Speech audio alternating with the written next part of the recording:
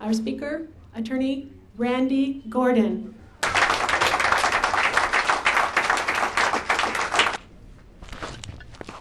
I noticed that House Resolution 333, keep that in mind, it's very easy to remember.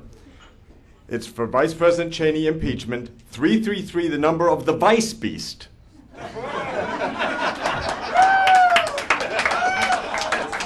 Okay, now listen, I wanted to go and tell you while you're out there marching why it is that this president should be impeached. Unfortunately, we don't have the time, so I'll just give you some of the head notes. Now, with the Clinton impeachment, I can summarize it very easily. Bad dry cleaner. But when we deal with issues involving this presidency, we have to examine virtually every provision of the Constitution. Now, the word impeachment actually comes from a word, a Latin word originally, and it has a correlate in modern English related to the word, an analog related to the word impede. Impede. So I think that, according to my clock here, we have to impede this bastard for 511 more days. I say we impede him right out of the office. Now, a little resistance, a little resistance. He's from the Bellevue Hyatt. Oh, there he is. Okay. Now, I did want to say something, because this is a gentleman who swore under oath to preserve, protect, and defend the Constitution of the United States. And just to say, well, that's true, isn't it? Well, I guess then the oath doesn't mean anything. He wasn't elected. Right, okay. Okay. But in this case, since he's serving office, let's go and accept the reality that we have 511 more reasons to impeach this man. Now, I want to speak directly about some of the reasons so that when you're out there, you can keep them in mind, why it is that impeachment is appropriate here. So first of all, in terms of the Congress, let's just say this. The Congress also swore to uphold and defend the Constitution. Yep.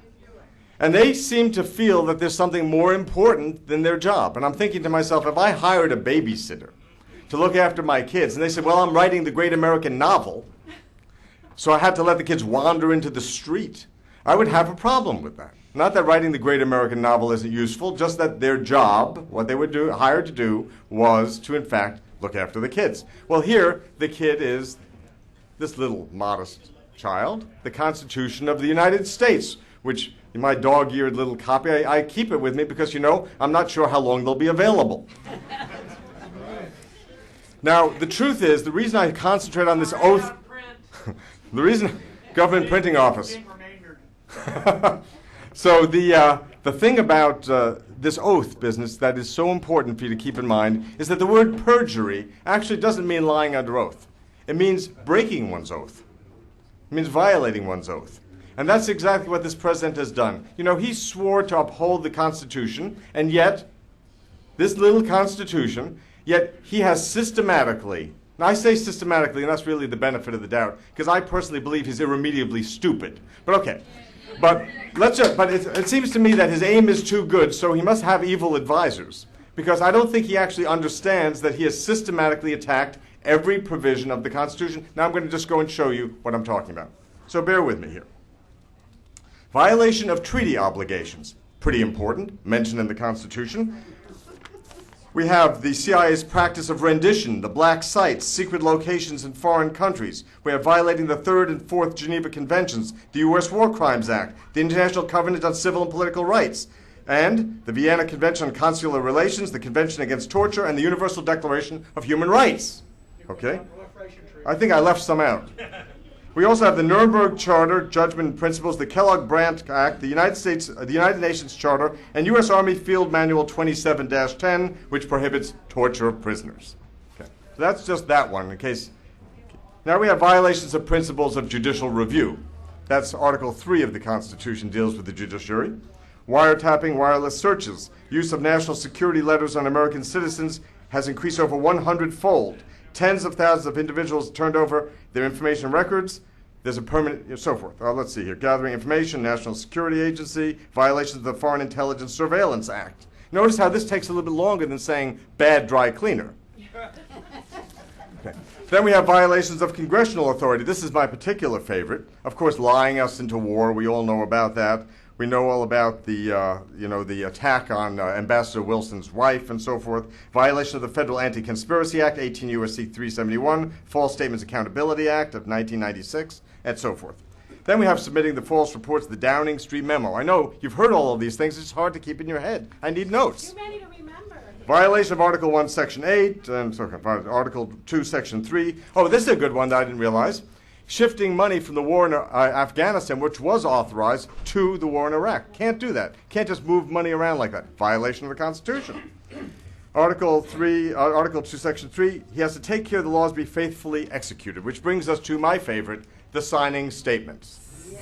Now, Bush has disobeyed more than 750 specific laws since he took office, and I'll just give you a few examples so you understand what I'm talking about. Law. Justice Department officials must give reports to Congress by certain dates on how the FBI is using the Patriot Act to search homes and seize papers. That's the law.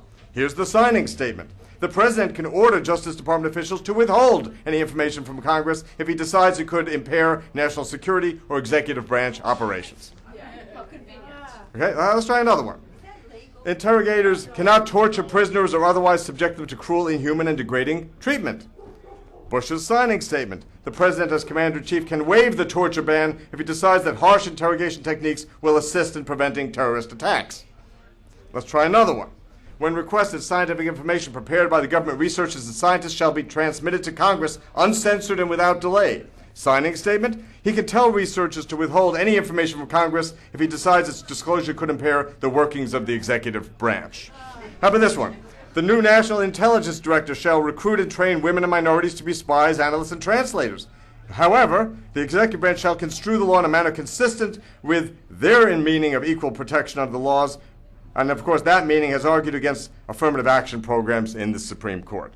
And finally, Defense Department personnel are prohibited from interfering with the ability of military lawyers to give independent legal advice, but the signing statement says all military lawyers are bound to follow the legal conclusions reached by the administration's lawyers. Okay, so that's subsection. Now we have just general attacks on the Constitution. This goes on for another page or so, but I think you should, how many people here know what the posse comitatus thing is all about, yeah? You heard about it? Most people don't know what it is. Quick review. That's why we don't have military police running our civilian police forces. See, because, well, we're not supposed to have that, you see. We also have habeas corpus, which is your right to go and know why you're imprisoned. Now, these are somewhat central things. I mean, I would say the common law goes back about 1,000 years or so, King, even a little bit further. So I would simply say these are a few of my favorite things. So these are some of the reasons why I think you need to impede this man right out of office. And to conclude, we know he's the worst president, but again, being a bad president isn't a reason to impeach someone.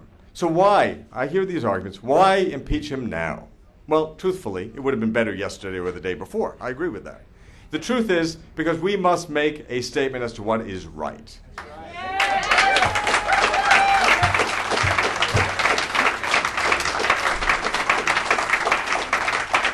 And so far as I'm concerned, the day before he gets out of office, we should go and eliminate his pension. The day after, we should go and sue him in civilian court.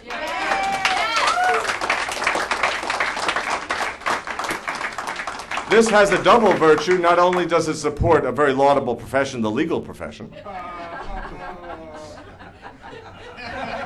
but it also makes justice happen in the only way we know how. So I'm going to encourage everyone. So I'm not here to stir up your emotions. I'm here to stir up your convictions. I'm not here to stir up your emotions. I'm here to appeal to your reason. The reason that we are marching in the streets is not because he's a bad man and he's the beast, which he is. It's because he's irremediably stupid, which he is. He's not that stupid. Or because he's for everything that I'm against and vice versa. That would be political. No, we're against him because he is dismantling systematically the one thing that makes this country the greatest country on the face of the earth, our Constitution. Thank you very much.